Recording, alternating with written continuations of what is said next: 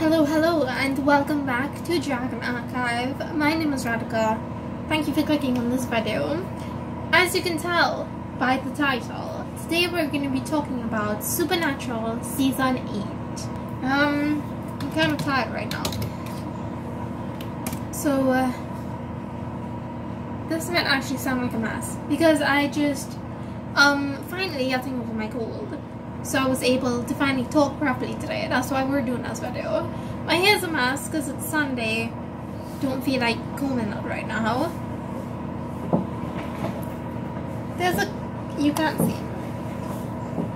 There's a couch right there. You can't see him. There's a little sweet baby cat having a little nap with me. I just thought you should know. Okay, so Supernatural Season 8. I'll scoot right here so I can put my put the poster here. Okay. I finished this one a couple of days ago, and I've been taking some time away from the supernatural world just to reclaim my brain, honestly, because it's a task. It's definitely a task to be watching all the supernaturals one after each other without any breaks. So I needed a break, so I've been taking a break. So my brain is a little bit foggy now, but I do have my notes, so I'm gonna be glancing that way because my computer is over here. Okay, so before we begin, I would like to tell you that I cannot talk about Season 8 without doing spoilers, because Season 8 is obviously very advanced in the series. There will be spoilers in this video. Tread carefully if you have not seen it and you would still like to see Season 8 of Supernatural. I suggest pause here, go watch that, and then come back to this video so we can discuss it in the comments. That was my disclaimer. Let's just get right into it. So, Supernatural Season 8 begins right after the ending of Season 7, obviously. But it's been a year after that ending, and remember, Dean and Cass were sent to Purgatory after they defeated the Leviathan. Yeah. So, a year later, Dean is back from Purgatory and he's not alone, but it's not Cass with him, because Cass didn't make it. I feel like Cass is always getting the short stick. Like, why is he always getting the short end of the stick? I don't understand. But yeah, he didn't make it, and in order to escape, Dean teamed up with a vampire and brought him along for the ride back to the human world. Was it a bad idea? We don't really know at this point, you know? But we do know that Dean is different now, because he's more angry and focused and like ready to get down to business. He's not as like playful and moved by the ladies as he was before. That's what happened. Character growth, am I right? So now that he's back, he gets together with Sam again, and they start trying to find Kevin. Remember him? The prophet from Season 7? Yes. He's been taken by Crowley and his gang of miscreants. So Dean and Sam are now back in the game and trying to find Kevin. Also, Sam had moved on with his life. So in the year that Dean was gone, Sam did not even try to look for him. He didn't even try. Dean was so angry.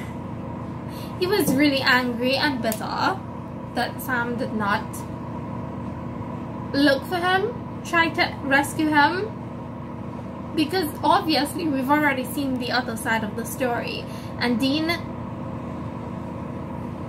always tries to save him somehow, or he just can't like stop hunting. Like even when he tries to stop hunting, Dean cannot do it because his whole life is the job. With Sam, we're seeing is a different sort of character. So he was able to move on completely with his life and totally ignore the fact that Dean was stuck somewhere and he couldn't get him back. Okay? Yeah, that's what happened. The differences between the two brothers is very clear in these sorts of moments. Yeah, so Dean was a bit upset about this because obviously he would do anything for Sam, and Sam seems to not care that much about him. Even though we know that he does care about Dean, he just does it in his own very special way. Yeah. More brilliantly though is the exploration of Sam and Dean's family side on their father's side. So there's an episode in this season where we find out that their grandfather was a man of letters. What's that? Well, the Man of Letters was a secret society back in the day who collected evidence and accounts of supernatural activities, and they just did a ton of research into just about any and every creature that ever existed that you could possibly think of.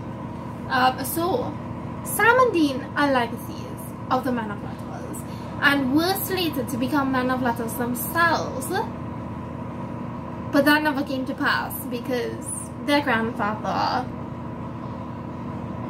went missing and he never got to teach their dad the ways of the secret society. So they grew up not knowing anything about it, and the episode in here with it is all about them finally realizing this.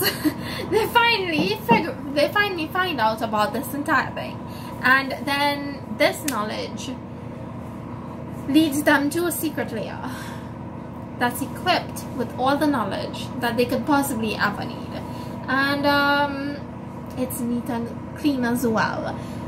They finally have a place where they can meet up and discuss things and make plans and such.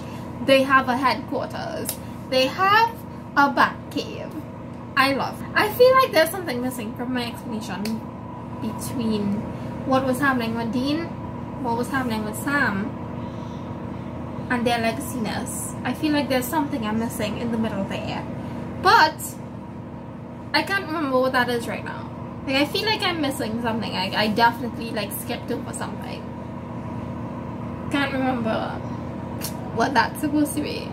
Anyways, moving on. So if you were wondering what happened to Cass,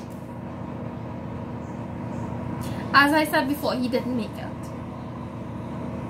There are things that happen later on that just make things more complicated. So the short version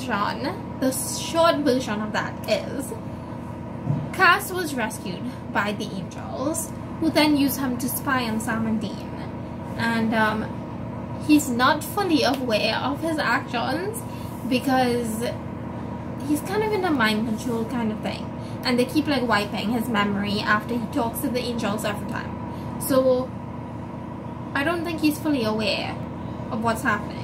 He eventually breaks through this, right? And he ends up going MIA because he's trying to protect the angel tablet from the world. Yes, you heard that right. There's also an angel tablet. So there's a demon tablet, which the demons are trying to get Kevin to read the instructions of. And there's also an angel tablet. So Cass is trying to keep that away from everyone. Does that really work? Does it? I'll leave that to your imagination. Like, does that work? No, probably not. It's probably not gonna work. So Sam and Dean are trying to get the demon tablet read and translated so they can shut the gates to the downstairs. And you can imagine what happens if anyone reads the angel tablet. So yeah, disaster all around. Okay, it's just a mess. It's a mess. I feel like season 8 was a fully packed plot that was spread thin throughout the season.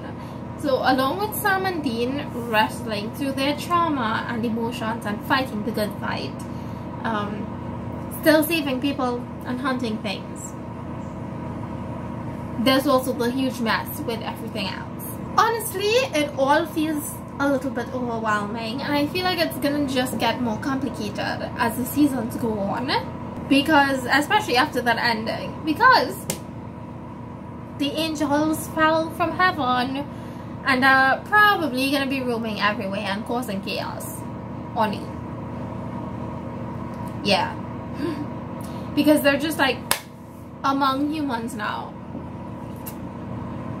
I have actually started season 9 already, and it's not very far off from my predictions, because they're definitely chaotic. So we're probably gonna be in for a ride in season 9 as well. In my opinion, season 8 was way better than season 7. That's just my thoughts. It was better paced and way more fun to experience. And I think at this point my brain is starting to become a little bit filled with all the like lore and different pieces that make up the story. And so in the next review I might just be a blubbering mess, because my brain might explode. I guess you have that to look forward to in the next episode. It's not as bad as I thought it would be, honestly. It's just very time consuming, and I kind of love it. If I had to rate this season, I think it would be a 4 out of 5 stars, with season 8 being definitely preferable to season 7. So yeah, those are my thoughts right now. I am trying to rank the seasons of Supernatural, but I'm finding it a bit difficult now because I took too long to start doing it, and now my brain is just confusing all the seasons. So I don't think I'll be able to rank them in order of my enjoyment. All I know is that nothing will ever beat season 1 or season 2. After that, it's just a mess. So what were your thoughts on season 8? Did you love it? Did you hate it? Let me know down in the comments. Don't forget to leave a like if you liked it. Subscribe if you'd like to see more of my videos. Thank you so much for watching, and I will see you in the next one. Okay. Yeah, I totally like blanked and totally forgot to do the disclaimer of this video. So I did it just that. But I'm a mess. I have not been talking to you for so long because I got sick, and so now it feels kind of I feel kind of weird. Honestly, this feels kind of weird. I'm gonna go now.